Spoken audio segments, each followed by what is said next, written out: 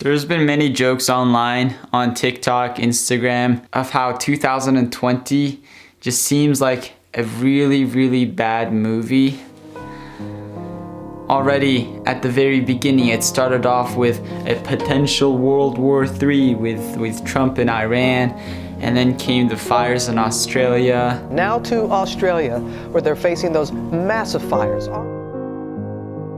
A basketball player that many people looked up to died along with his family in a helicopter crash. Of course, the coronavirus too, and now the big thing is the death of George Floyd and the many protests and riots that are happening in the country right now.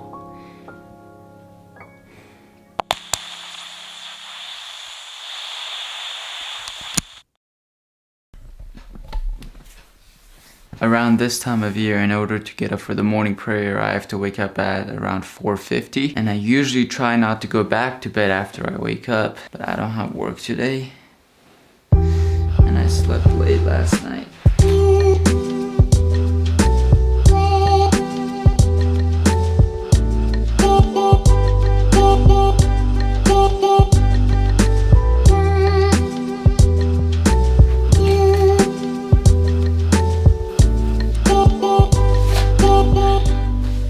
Ever since I was very little in Uzbekistan, I've always been very different with just like how I look and just how I was. You know, we have preschool in Uzbekistan from when you're like 3 to like 6 or 7 years old. It's kind of like a daycare plus preschool. I was born with like very blonde, light hair. My skin color was very pale compared to a lot of other Uzbeks. I've always, up until this point and still now, was just a little different than everyone else. It definitely wasn't a bad thing. And when we came to the United States, as soon as I pretty much was fluent in English, nobody really knew that I was foreign. I look American enough for people to just sort of assume and not second guess it. And I guess what I'm starting to lead into is how much throughout my life have I benefited from looking like the way I do. I mean, I'm like as white as it gets. I'm not overweight. I'm not too skinny. I'm like exactly average height. 5'8", 5'9". And then sometimes I think, I was especially thinking this around the time when I made this cultural arms video for my school. I was thinking around that time, how much would my life have been different if I looked a little different? If I maybe had some disformity, or if I was overweight, if I was like really skinny, if I was black, if I was some other race, if I did not look like this. And I don't think I might have achieved everything I have if I was a little different.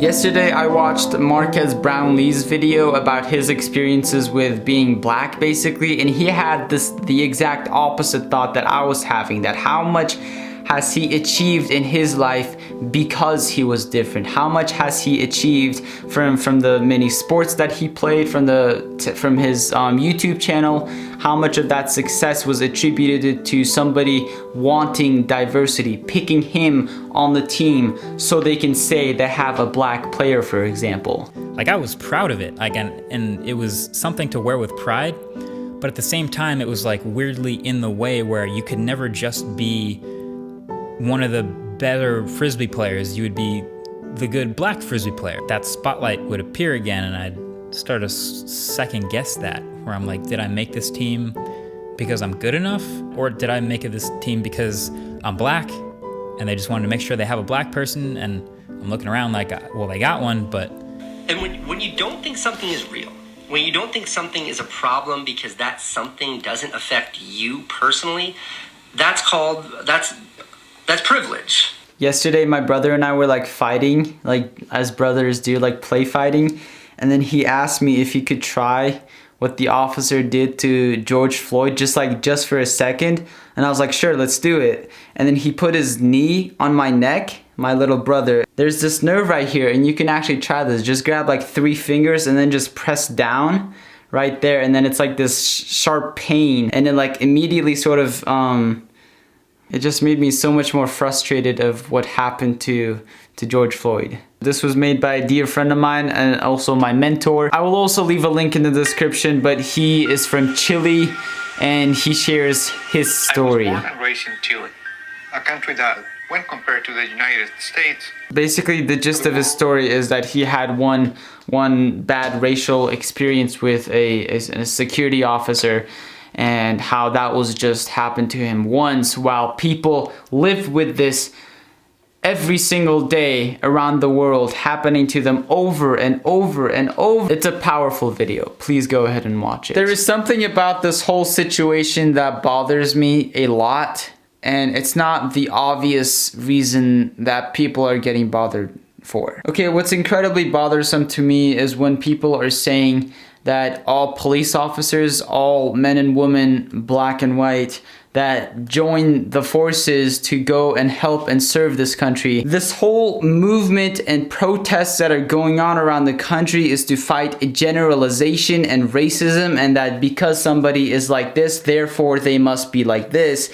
They are fighting this whole injustice, but then they're turning around and doing that same thing to police officers. Do you see how that seems a little backwards?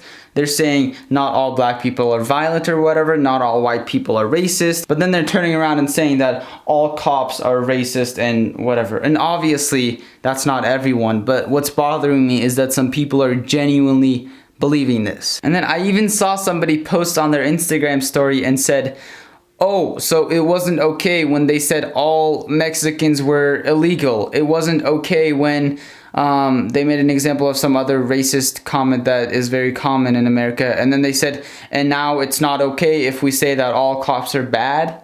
And yeah, it's not okay for all 3 of those examples, that just because somebody wronged you doesn't mean you should go and wrong a third party. Okay, if I punch you in the face, that doesn't mean you should go home and punch somebody else in the face. Something else that's very bothersome is when people are starting to get violent.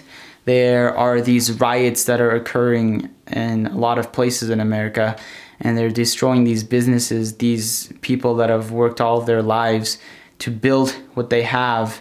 And then all of that is just poof, gone in a single night with people setting fires. And my question to whoever believes that that is okay is, what are they gaining and who is really losing? Okay, and I think the answer to that question is whoever the people that are losing are the people that built their businesses in these stores, okay, and then they all lose that in one night, right? And what are the people that are looting and causing these fires and this violence? What are they benefiting from this? Okay, they are stealing from these stores. They are see my frustration?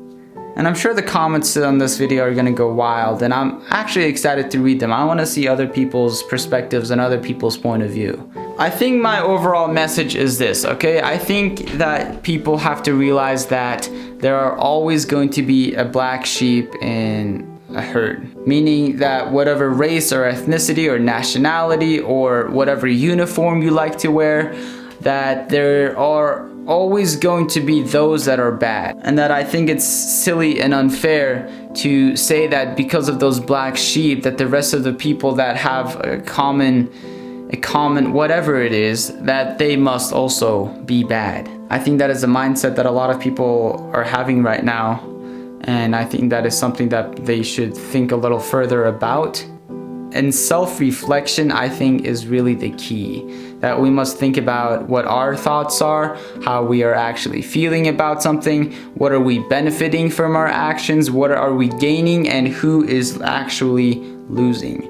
Okay, like I made an example with the riots, that it might be these black or white businessmen that are losing, but really it's somebody else that should be getting punished, right? That it should be the 4 officers that basically are now charged with murder, I think. That I think those are the people that should be getting punished and not people that didn't have much to do with it. I am a very optimistic person. I think the world is getting better. I think there's just more information getting spread now, which might seem like the world is getting worse, but I do believe the world is getting better and that people are improving, and people now more than ever have an open mind. You stole those words. From where? From our debate. What? Your debate? Shut up. That's the exact things. Really? Around the exact things. What did you say? The world will never be perfect. It never was, but it's getting better.